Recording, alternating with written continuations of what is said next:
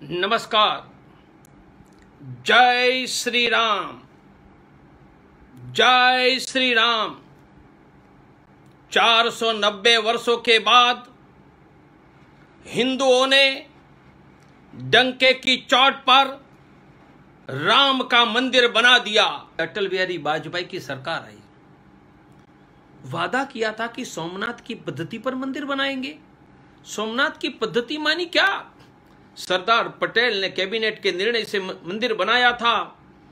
तो भारतीय जनता पार्टी ने वादा किया था कि हम सरकार में आएंगे तो राम मंदिर का कानून बनाएंगे। अटल जी की सरकार आई।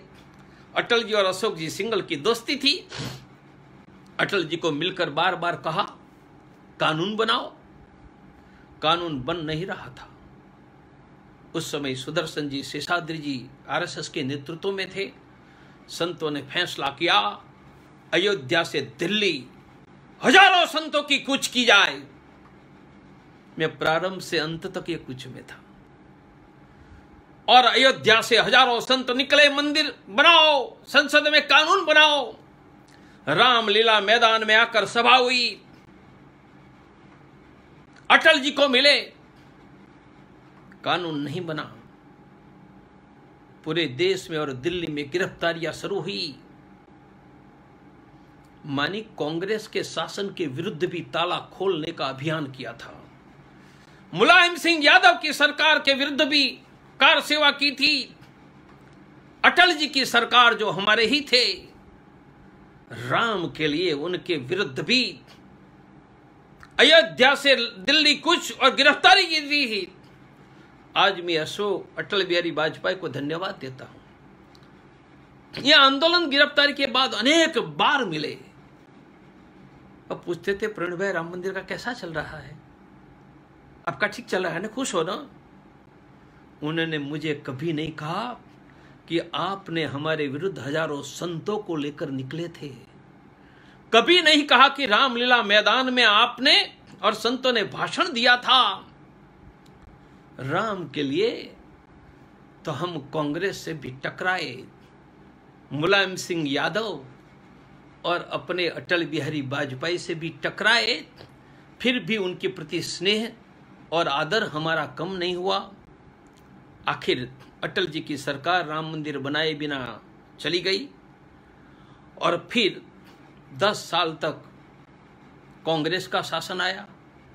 जब 2014 में भारतीय जनता पार्टी का शासन आया, नरेंद्र भाई मोदी प्रधानमंत्री बने। विश्व हिंदू परिषद की ऑफिस में मोहन जी भागवत आए थे, सबके साथ बैठे थे। पूछा कि राम मंदिर का क्या करेंगे? सबने कहा कि संसद में कानून बनाओ। मोहन जी भागवत ने भी कहा बनाना चाहिए। बाद में भैया जी जोशी के साथ आरएसएस के जनरल सेक्रेटरी हमारी मीटिंग हुई, कानून बनाने का तय हुआ। संसद में पहली 5 वर्ष की सरकार में कानून नहीं बना। हमने अटल बिहारी वाजपेयी के विरुद्ध तो आंदोलन किया था, हमारे बड़े भाई नरेंद्र भाई के विरुद्ध आंदोलन नहीं किया। हमने इंतजार किया और दूसरी बार जब सरकार आई तब हमने कहा तो अब तो पूर्ण बहुमत की सरकार है, कानून बनाओ।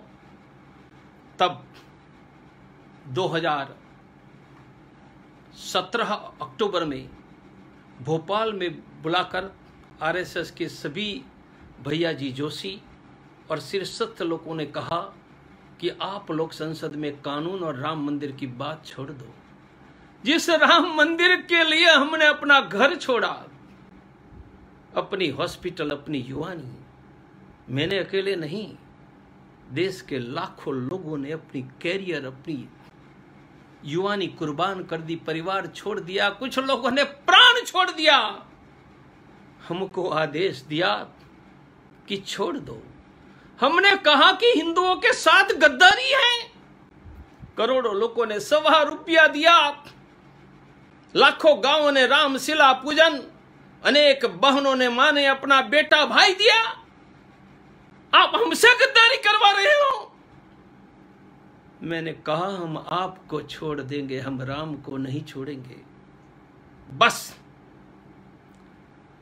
जिस संगठन को हमने अपने खून पसीने से बनाया था, अपना घर छोड़ दिया था, थैली रखने की जगह नहीं, घर में पैसे नहीं लगा था कि मृत्यु तक यही संस्था में हिंदुओं की सेवा आराधना करेंगे।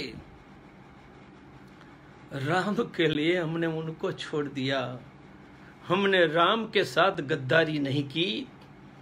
हिंदुओं ने हम पर जो विश्वास किया था उनके साथ गद्दारी नहीं की। हमने राम के लिए विश्व हिंदू परिषद छोड़ दी। मुद्दा यही था कि संसद में कानून बनाकर राम मंदिर बनाओ, और अंतर्राष्ट्रीय हिंदू परिषद, राष्ट्रीय बजरंग दल 2 साल पहले 2018 24 जून को बना। हमने ऐलान किया, चलो अयोध्या। 50,000 से ज्यादा साथियों को लेकर लखनऊ से अयोध्या निकले।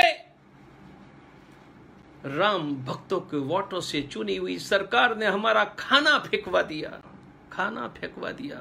मुलायम सिंह यादव ने गोली मारी थी, खाना नहीं फेंकवाया था। अयोध्या में रहने के आश्रम के दरवाजे बंद किए। हम सरयू के तट पर खुले में सोए।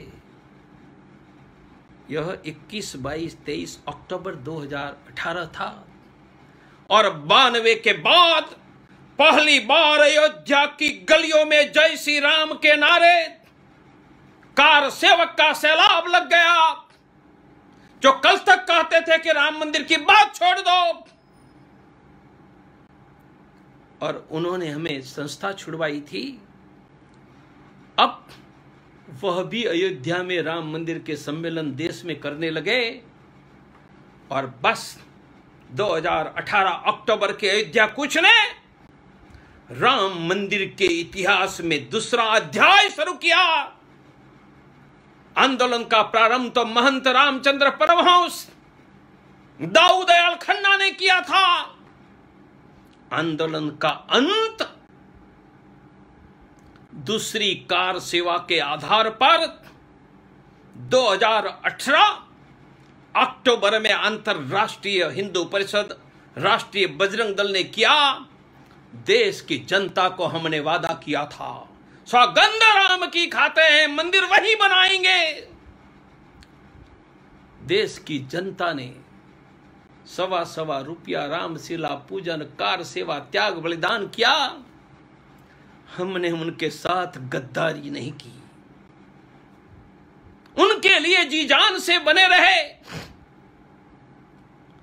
और 2018 अक्टूबर के बाद फिर से राम मंदिर का माहौल खड़ा हुआ। सुप्रीम कोर्ट में केस अंतिम हियरिंग पर था।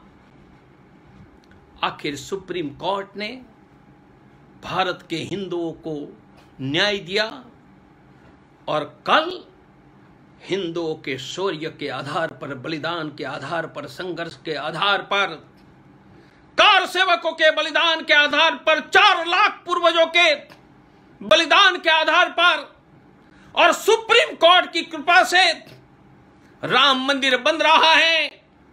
मैं मेरे देश भर के हिंदू साथियों को कहूंगा, आनंद मनाओ। सोशल डिस्टेंसिंग का, मास्क का जरूर ख्याल रखो। हमें अभी भी जिंदा रहना है। हाँ, जिंदा रहना है। काशी मथुरा बाकी है, अयोध्या तो जाकी है, काशी मथुरा बाकी है। से रूबरू होने के लिए सब्सक्राइब कीजिए आपका अपना चैनल NDTV भारत।